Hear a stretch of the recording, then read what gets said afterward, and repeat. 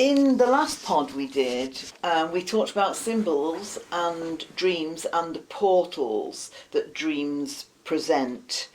And it's very evident that recently, with all the stuff going on, lockdowns and the stress caused by the so-called pandemic, that people are having very disturbed sleep patterns. Now, we think these are to do with the breaks between consciousness, unconsciousness and full consciousness, and there's something in between that which the dream life would describe. So today Peter is going to talk more about the methods to use to bring dreams into consciousness so that they can be thought of then in everyday terms, if you like, or translated. Interpreted. Yes. At the onset, Lynn, I want to just mention that one of the keynotes for life on Earth, for all of us, one of the challenges is stress. With our modern pace of life, 24/7 hour lifestyles and this, that and other, stress is becoming more intensified. It's a pressure point, isn't it? And specifically over the last 2 years, we all know about the COVID crisis and how that has impacted on our lives. Well, what you mentioned before about people's sleep patterns becoming disrupted is a symptom of this. And of course, sleeping and dreaming naturally are there to compensate us for the heavy day that we've had at work, or during the day we have a peaceful night's rest, so that compensates the stressful day that we've had. But what's happening now is that stress is becoming a part of our... It's becoming distress, I think. It's becoming distressful because it's now impinging on our sleeping time and our sleeping habit. So, this is what we want to talk about. What we want to talk about is how people can thread the symbolic nature of their dream life when they're relaxed and that they can't lie to themselves in with their general thought pattern so that they can proceed into life better armed, really. Yes.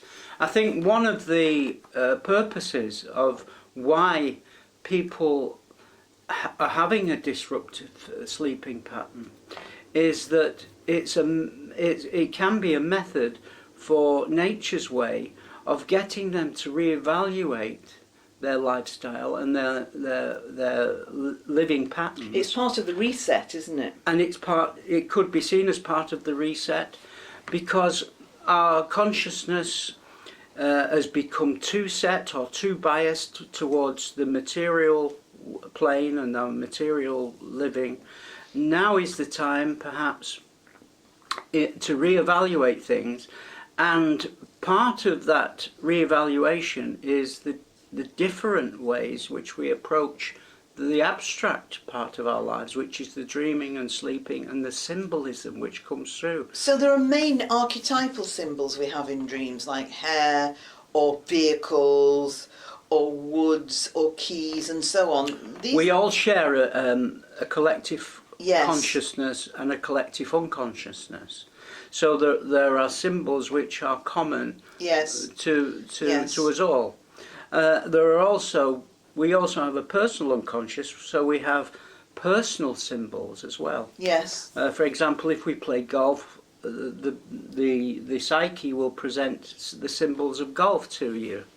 Or if you work in an office, it's the symbols of the office, etc. So our externa, as Carl Jung used to say, will be presented to us through the unconscious. And this is how symbols become real for us and meaningful. But we need to know why these things will be presented through the unconscious. It's mostly because we're not looking at certain things in the conscious life, isn't it, really? Symbols are important, Lynn, because they are keys to a higher consciousness. It's a means of our immortal part of ourselves, our souls, our spirit, if you like, to communicate with the personality. And at times of stress and distress, what we need is inner guidance. Yes, there are guidance through other people, but the one that we look to most of all is the spiritual or divine guidance, which comes through the higher self. And symbols are the language, the universal language of the soul and the higher self. And divine messages will come to us through symbols specially selected by our higher self. I think that often it's deceiving for people because they think that spiritual higher realms and so on should be angelic and pure and beautiful, and often it's not, and dreams can be sordid and ugly, and it's still a catharsis, it's still a way. Yes, it's of cathartic the because a lot of the shadows which we're trying to dispel. The shadow is popular as a Jungian theory. This is what I was trying to say. Symbols come through because they represent things we're not looking at. A lot of the astral plane, which is our emotional life, has a very murky and dark, negative polarity, as well as a very light and spiritual polarity. There are polarities in all the planes of existence, and we have to deal personally and collectively with the dark side and the shadowy side of life. And until we can't meet the light fully until we have dealt with the gradations of darkness in ourselves and in society. Because there's the collective shadow and there's the personal shadow. I want to bring in here the subject of synchronicity, because there's a very common saying that's interesting, "Oh, you broke my dream." And this refers to the fact that somebody will say something or offer something that suddenly brings us back to that bridge between consciousness and unconsciousness, and we vaguely remember a dream. We have fleeting echoes of a dream, and we can't bring them back. It's just like when you've got a hair stuck in your throat and you're trying to pull it out, and really we need to develop a method to go into a quick area of meditation or respite where we can fully bring out, it's only necessary to bring out the symbols and the key factors of the dream, and the rest will take care of itself. It's necessary for us all to develop a light sleeping pattern. See, this is very hard. This is the hardest part. This is the hardest part because it requires a complete change of lifestyle. Oh, it does. Whereby you go to bed a lot earlier, or you intervene in your sleeping patterns by waking up, have an alarm or something. Yeah, and having breaks during the night, and you going back to sleep again.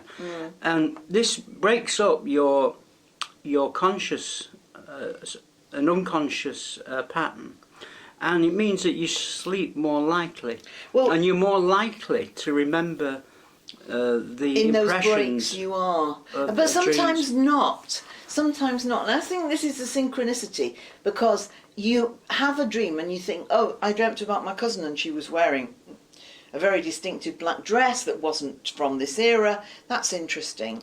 And then the synchronicity will present you in that day with something literally that is like that black dress.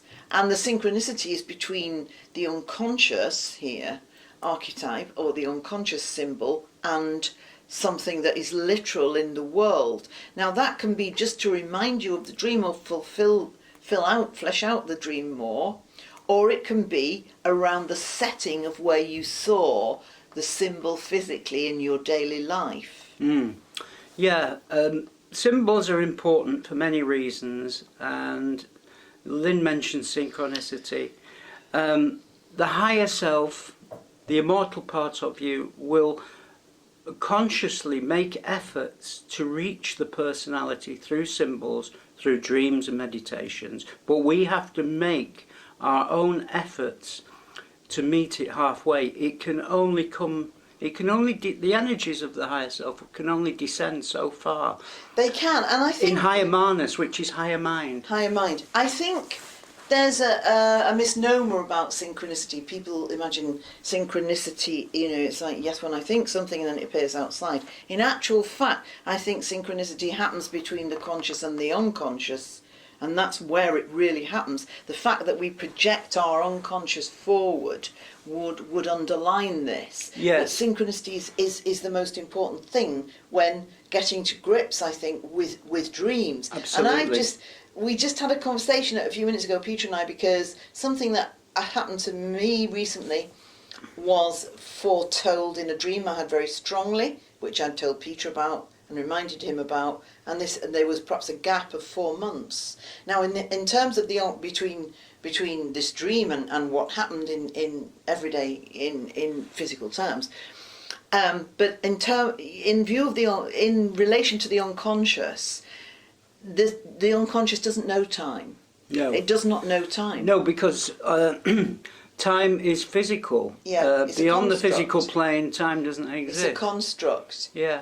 I think that what we'll do in the next part is we will talk about exact symbols and what they mean. And so I hope you join us next time. Yes, please do. Thanks.